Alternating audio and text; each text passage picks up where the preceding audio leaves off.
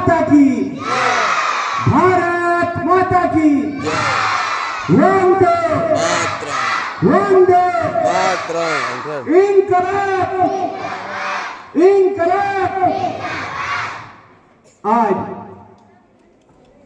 गणतंत्र दिवस के इस पावन पर्व पर उपस्थित पीवीएम परिवार के प्रबुद्ध व्यक्तित्व आदरणीय director sir Shri Shah ji, PVM परिवार के सभी आचार्यगण, शिक्षिकाएं, पीवीएम परिवार के शिक्षा रूपी रथ की बसों को चलाने वाले सभी ड्राइवर बंधु, यहां पर सेवारत आदरणीय निगम काका जी, आप सभी को, पूरे पीवीएम परिवार को, यहां पर उपस्थित सभी नन्हे मुन्ने बच्चों को एवं बाहर गांव से आए इस कार्यक्रम के सभी अतिथियों को आज गणतंत्र दिवस की हार्दिक शुभकामनाएं। आज का जो ये राष्ट्रीय पर्व है, पिछले 74 वर्षों से हम मनाते आ रहे हैं, जिसकी आज 74वीं वर्षगांठ है। हमें 15 अगस्त 1947 को आजादी मिली, जो कि 200 वर्ष संघर्ष की कहानी थी, जिनमें कई क्रांतिकारियों ने अपनी शहादत दी। कोई 9 साल का क्रांतिकारी था तो कोई 21 साल का क्रांतिकारी था। भगत सिंह, सुखदेव और राजगुरु जैसे लोग क्रांतिकारी ने शहादत देकर इस भारत को अपने लहू से सींचा। हमारा देश का संविधान 15 अगस्त 1947 के बाद बनना शुरू हुआ तो 2 साल 18 महीने 2 साल 11 महीने और 18 दिन में बनकर तैयार हुआ और 26 नवंबर 1949 को संविधान सभा में पारित हुआ। और संविधान सभा में पारित होने के बाद 26 जनवरी यानी आज के दिन 1950 को इस देश में संविधान लागू हो गया और संविधान के अनुसार पूरा देश चलने लगा, जिसका 74वीं वर्षगांठ हम मना रहे हैं। अभी बच्चों ने ड्रामा प्रस्तुत किया था जो जलियांवाला बाग हत्याकांड के ऊपर आधारित था।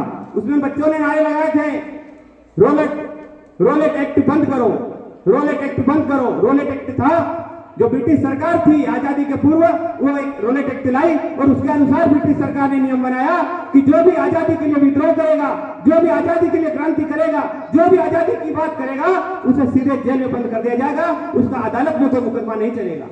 यानी जो दिखा, कोई क्रांतिकारी दिखा, कोई बगावत करते दिखा, कोई भारत माता की जय करते दिखा, तो उसे जेल में डालकर डायरेक्ट फांसी दी जाएगी। वो एक्ट 1919 में ब्रिटिश सरकार लेकर आई, जिसका विरोध हमारे देश के क्रांतिकारियों ने करा और उसको लेकर पंजाब के पास, पंजाब प्रांत में जो अमृतसर स्वर्ण मंदिर है, जलियांवाला बाग, वहां पर एक मैदान है, एक बाग गार्डन था, वहां पर 2000 से अधिक क्रांतिकारी इकट्ठा हुए।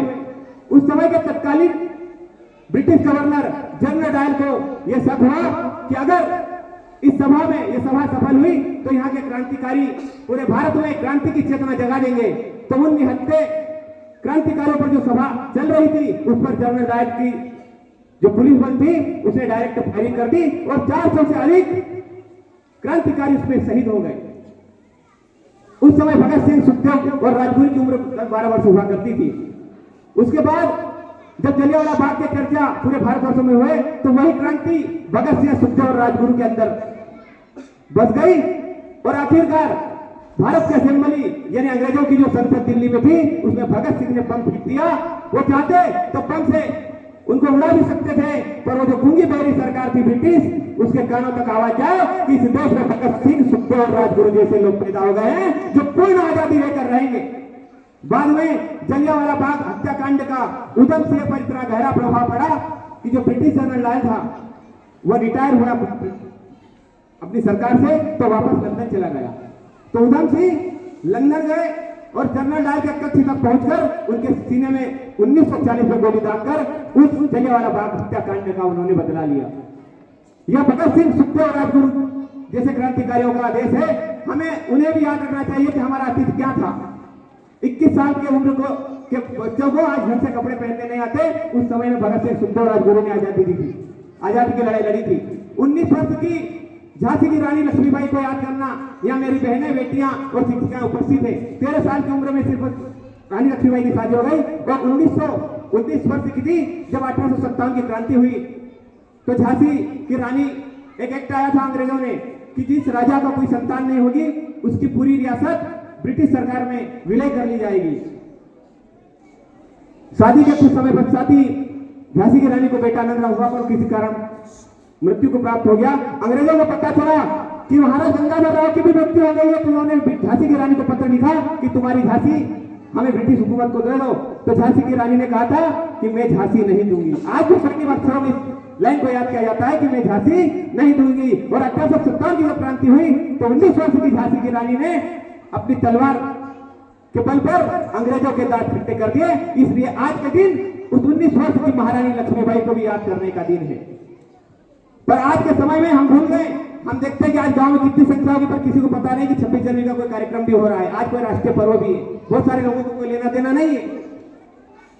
इसलिए मैं आह्वान करता हूं अपनी पंक्तियों से कि वीरान न हो गया वीर कहीं वीरों, ये बात समझ लेना। आज के वीर कौन है? हम और आप और ये बच्चे। कि वीरान न हो गया वीर कहीं वीरों, ये बात समझ लेना। वीरों की शहीद करण रच को मस्तक से अपने लगा लेना। क्या त्याग, क्या उनका समर्पण था, क्या त्याग, क्या उनका समर्पण था। देशभक्ति की भावना जिनके जीवन का दर्पण था, कोई कसर न छोड़ी तुम्हें बचाने को। जिन लोगों ने बलिदान दिया इस मातृभूमि की रक्षा के लिए, पन्ना गदरी ने बेटों को बलिदान किया और महाराणा ने घास की रोटियां खाई इस हिंद राष्ट्र के बचाने को। वो भगत सिंह फांसी पर चढ़ गया कसम अपनी निभाने को। उत्तम सिंह की वीरता का स्वर तुम मन में ही दोहरा लेना। वीरान न हो जाए वीर कहीं वीरों, ये बात समझ लेना।